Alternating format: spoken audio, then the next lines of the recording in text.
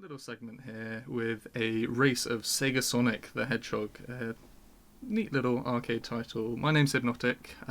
Twitch handle hibnoticstreams. There's also another guy on the line. I think he'll talk at some point. I'm S2. My Twitch is stwolive. And you've been running this game for a little bit longer than I have, but it's really started to pick up pace recently, and it's good fun. Yuji Naka, the sort of grandfather of Sonic the Hedgehog, said something along the lines of it's a fun, like, unique little game, and if you don't know why, you're about to find out. So, do we have somebody ready on the timer? So I will count us down. Okay. S2, are you ready? I'm ready. Alright. Let's go in 3, 2, 1, go. Oh. So, you can pick between 3 different characters here. You can either go for Sonic, if you're unoriginal, or you can go for Mighty or Ray. These are the debuts for these characters. They recently reappeared in Sonic Mania to very high praise, which was good fun. But I opt for Mighty. I like his backstory and I like his sort of abilities in Mania. And S2, why do you go for that yellow rat? I'm just a big fan of Ray. I just like his character design. Unlike in Mania, all 3 of the characters have the exact same stats. All of them are just carbon copies of each other. Think of it like Tails and Sonic 2. They're exactly the same. So yeah, there's no advantage. You should probably clarify that that's Sonic 2 for the Game Gear. Can't even play as Tails and Sonic 2 for the Game Gear. Can you not? Oh, I obviously don't know my lore enough. You haven't told me enough about it. The whole story is that Tails gets kidnapped. Come on, man. Oh dear. So one thing you'll notice a lot of the time throughout this run is when we're running on diagonals, we're going to be dithering our inputs between like left and down, or like right and down, or like just going to be moving all sorts of weird ways, and that's because this game was originally made to be played on a trackball. Since we're playing on emulators on computers, it's a little hard to get the same movement, so I have to kind of work around that by doing some weird movement. And let's be honest, who thought trackball was a good idea? Well, Sega, obviously, and you know they're full of good ideas. Am I right, folks? Right, we were on to the second stage on the Arbitrary Ice level, which isn't as bad as some ice levels. It's obviously got the slippery mechanics that you'd come to expect, but we use these to our advantage. So we've got some cycles to work out here. I imagine S2 might be ahead of me. My start wasn't very good. I'm just on the bars now. Ooh. So another thing to say about this is, you'll see us jump a lot of times from standstills. This is one of the most prolific moments in the run. It happens, and it's basically jumping stops a little skid animation, and it just generally gives you faster acceleration. So there's a lot of times where you see us jump from standstills or jump when we're changing direction, and it's because we're trying to get a little bit more acceleration. So it's the little things that save time in this run. Both of our times are sort of low 11:10s, but our summer bests are around almost sub 11. So there's a small feeling in us that it could get to sub 11, but it would have to require some perfect run and some good sort of boss manipulation. And you might be thinking, a boss in this game? That will be coming up later.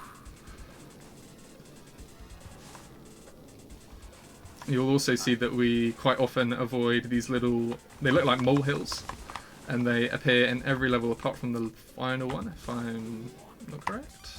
Wild Waterway, maybe not, but they contain rings and they slow us down, so we don't want to go into those at all. Desert dodge is not going well. You could say the stage is a little bit dodgy. Oh dear. Oh dear, oh dear. Well, judging from your keyboard presses, I can tell where you are on the stage, so you're in front of me. I ended up getting bad sand pit jumps and hitting one of the caterpillars, so... So, I've been led to believe that jumping in this little section here is supposed to make you faster. I'm still not 100% convinced, but S2 does it. And supposedly it works for him, so we'll give him the benefit of the doubt. And then that is the end of Desert Dodge. We're almost, I don't know, not quite halfway through the game, but it goes quite quickly. You can picture the scene, you're in a Japanese arcade with your friends, you pop in one, it'd be yen, wouldn't it? 1 yen? Not sure. I think so. Whatever. You put in one of your chosen currency in Japan, and you go and do this, and you show off to your friends and be like, hey, look, watch me, I'm about to get a sub 11. Except we're not here. I don't think we're going to get sub 11s. But someday, this speedrun has progressed considerably in the last 2 months. It managed to get onto the GDQ channel of all channels to debut on for speedrunning. We were both quite shocked that it managed to get in. But that was good fun. And then most recently it's been on ESA Corona Relief. S2 did a very good run of that. I believe it was, what was your time? 11:23? 11:23, 11:24, I think. Nice. So S2's probably ahead of me, but you can see on these ladders.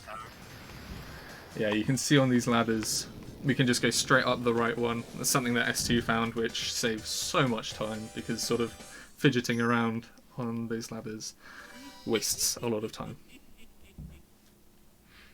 Another thing I think is noteworthy to mention about this game is you'll see on my screen insert coins, maybe on Hypnotics it's press start. This game actually does support multiplayer. Some revisions of the arcade cabinet let you play 2 players, some revisions let you play 3 players at a time. So there's, there's some multiplayer gameplay that you can get into with this game too. And I think it actually is fun. It's a nice little game to just run around with. And hey, if you're tempted to pick up the game, there is no co-op leaderboard on speedrun.com, but I'm sure if you submitted a run, we would put it on there. We love to see new things being done with the game, and in fact, recently S2 has been trying to pioneer a new category, which I personally wouldn't touch, because it's very hard with the controls that we've got. As you can see, I've just come up on the only boss fight in this game. So if you're thinking it was going to be the final part of the game, it's actually not. It's just thrown in the middle here. And it's very hard to get a good setup on this boss. A lot of times the hits are inconsistent. You'll saw a couple times I hit it and the hit didn't register. So it can really be one of the harder parts of the run, is just finishing that boss. So that extra category that we mentioned, if you see on my screen just a second ago, you saw that I got a no bonus. If you get 50% of the rings in a level, you get a bonus. Oh, ST, are you about to go underwater? I'm about to, yeah. We must let the audience know, everybody, when S2 hits the water, you've got to hold your breath, and if you can hold it for as long as he's in the water, you get some praise. I'll do my breath as well. If you've got any donations, you can do them now. Well, what I can say is that I really like the state we're at with the upcoming bid war with the run that we got right after, which is a Might and Magic Clash of Heroes run. Just to do a little brief reminder before to let it to you guys again. Regarding the Might and Magic run, we're currently at 1150 euros for the Fiona any percent category, and 3 euros for Godric any percent. So I'm very curious to see if someone could do a snipe on that and get even further for higher donations towards the Dutch Cancer Society. Come on, folks, So let's do it. Thank you for donations. Let's do it, folks. Over to you. So this is the any I guess beginner. Hibnotic's done with the water section. Yeah. How'd you do on your holding your breath? Not very good. I was doing some talking whilst I was underneath. Actually Ooh, did manage to hold my breath the whole way through, so I'm Well done. impressed with myself. well done. I had a really bad clip on the first section of rafts. The rafts have some really janky like hit detection. You land on the edge of it, sometimes you'll just go through, and they're very small, and it just makes it hard to run on, especially since they're on those diagonal angles that already are a little bit difficult to get the angle of. Yeah, they're particularly harsh at times. Yeah. Now I'm on the Eggman's Tower, and one thing about this level, it doesn't look good in a lot of marathon settings, or a lot of races.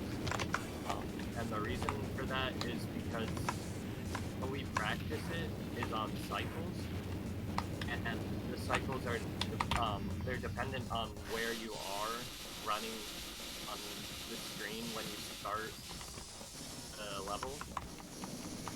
It's a little confusing to describe, but basically we practice for certain cycles, and they're almost nearly impossible to get. Yeah, we the can right only hope for a good one. If you do want to see more races of this game, me and Hypnotic every Wednesday do races of this game on our Twitch. So if you are interested in seeing more of this game and seeing how it progresses over the next while, and check us out there. And hey, if you're interested in running the game, you can feel free to find us anywhere. We're usually lurking in Discords here and there. We're definitely part of the Sonic Speedrun Discord. Some great guys over there for any help that you need for it. And we're coming into the... I assume you probably got to the last 20 seconds of the run. At the jump glitch too. Oh, very Yeah, nice. we are coming up on time in about 20 seconds here, so... When it fades to white, isn't it? Or black? I don't know. Yeah, there's a white flash. It might not come up if you're streaming at 30 FPS, but it's through this door, so time for me. Damn, you got a good time. A little less say here, but I'm well, interested time to see for what me. it was. I think we've got a global timer, but there we go. I do apologize for not giving a bit better of a countdown. I was trying to explain it. That was SegaSonic. the team are sharp here. That was indeed SegaSonic. Thank you, BSG, for having us on here. It was great to show off this game again. It's sort of on a roll at the moment. It's been on ESA, well, we mentioned GDQ, ESA Corona Relief, and it's also going to be on Calithon next weekend. So yeah, it's been great fun being here. Of course, we plug our Twitch channels, and as S2 mentioned, we both do races on Wednesdays, which is good fun. We'll probably spice it up, do a bit of this category and all bonuses at some point. I've sort of thrown myself under the bus there because I said I would never do all bonuses, but here we are. I've said it to the audience. I've got to do it.